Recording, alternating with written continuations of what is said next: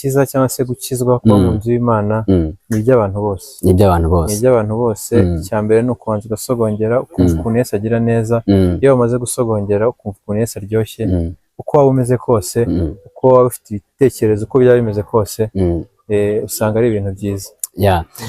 Reka twumve na mushiki wacu. Murakoze.